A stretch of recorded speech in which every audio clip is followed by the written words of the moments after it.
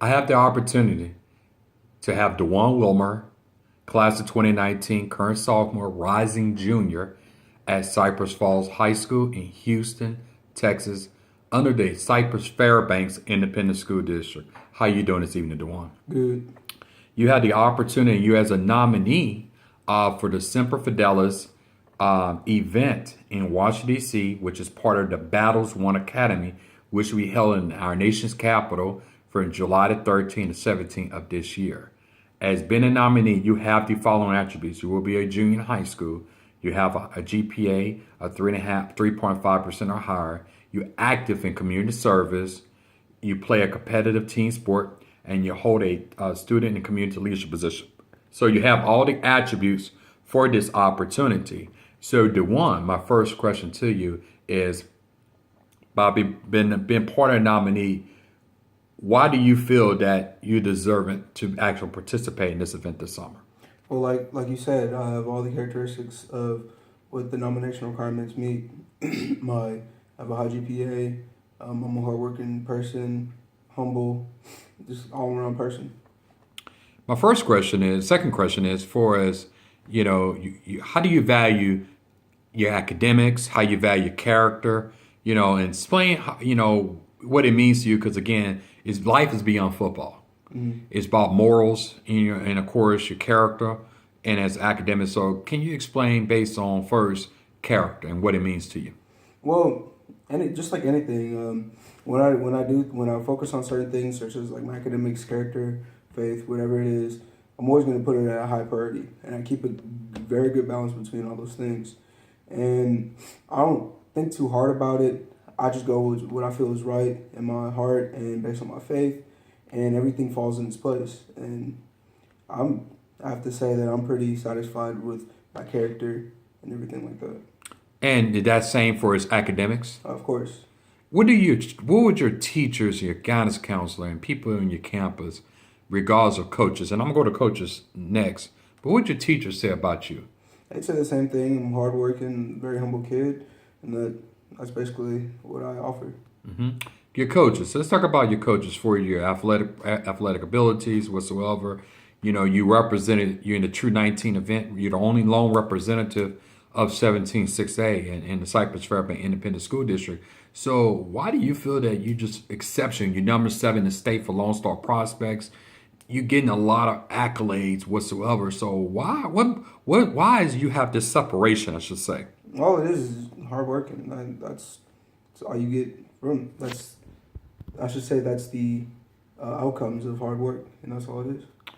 My final question to you is, let's talk about adversity and perseverance. And I always say perseverance is called preserving yourself and it's how you overcome the adversity. So tell me, in your personal life, at school and on the field, how do you handle adversity?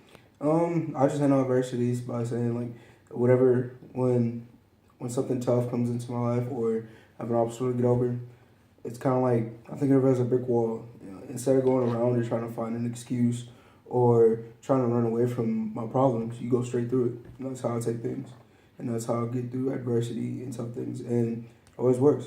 Yes, I agree. And can you recall a situation in your life personally or at school on the field that you had adversity and how you persevere from it? Or even just playing baseball, you have a history. I've heard you had a history of playing baseball too. So can you, bring up a situation? And one that I could bring up for you is the night you came out the bench at the end of the game and came in delivering one. So, Okay. yeah. So tell me about that situation, how you came off cold out the dugout and won your team for victory. I think it was this time last year. Well, I mean, it's nothing to it. All you got to do is don't overthink the situation. Do what you think is best, and of course, if it's playing a sport, is do it for your team. Don't do it just for yourself. Get through the fight, not for yourself, but somebody you love, or just do it for somebody else. Do it for your team, and kind of have a unselfish mindset when you go out there and perform whatever you do, and that'll get you through all kinds of things. Do you tie that to being part of the Marines? And the Marines they're actually the major sponsor and backing for this event. And how can you tie that to giving your life to service, and how Well, that ties together? well, there's a lot of sacrifice that you have to put into it. So just like I said, when people that are in Marines and you join the Marines, you're not doing it for yourself. You're doing it for the country and for the freedom and safety of all the U.S. citizens. So, Couldn't say it any better. Tell me, about, the special people in your life and how they made an impact in your life, and how they help you on a day-to-day basis. well, I think everybody that comes through my life is special, and you learn things from everybody that you meet, good or bad.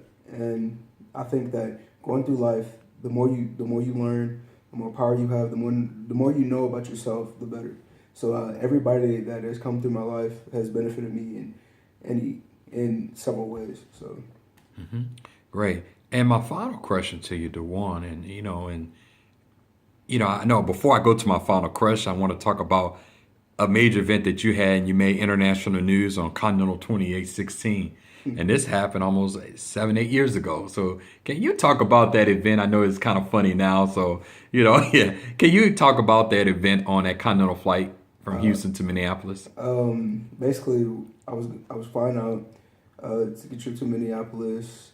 That was he worked in Minneapolis at the time. Who that was? My dad, he worked in Minneapolis at the time. We were gonna go visit, and then it was just a normal flight. I thought it was gonna be a normal flight. Me and my mom, we boarded the plane, getting ready to take a nap because it was like about a 2.5, 3 hour flight. And then when we had taken off, it was kind of storming really bad when we got into the Minneapolis area. But I guess they wouldn't let us land the plane in Minneapolis due to the storms, so we had to get diverted like to like a little small airport, Rochester, Minnesota. And I thought we were just gonna be there for about 30 minutes to an hour waiting for the storms to clear. But it turns out that the crew, they had to go through a crew change based on the hours and stuff. The flight didn't have enough fuel. I had no idea. So we sat in the tarmac for about 6 hours. And it was just craziness. The laboratory started malfunctioning. It was a real bad smell on the plane because the laboratory was backed up. And we couldn't get off the plane because the airport in Rochester was closed because it's not a big airport, just a little small town. So it was just a bad situation overall. And I thought I was never going to get off that plane. And then I always remember to this day, spending 6 hours on the plane. I saw the sun set in Houston, and I saw the sunrise in Rochester. Wow. So it smelled like a junkyard, huh? Yeah. It's one of your famous quotes. So my last and final question to you is that, and let's talk about the love of the game, the love of country, and your purpose. And let's start with first, again, the love of the game. If you love the game of football, the love of your country and your purpose in life. Can you elaborate on that?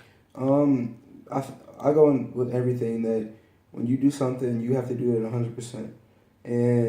Or I should say 110%. And the only way you can do something at 110% is if you love it. You can't go into something doing it at half speed, 50%. You're never going to be successful at it. And I want to be successful at everything I do. So I put in 110% effort. And the only way I can do that is I have to love it. I have to love what I'm doing to put in that effort. And if I don't love it, I'm not doing it because I don't do things I don't put full effort into.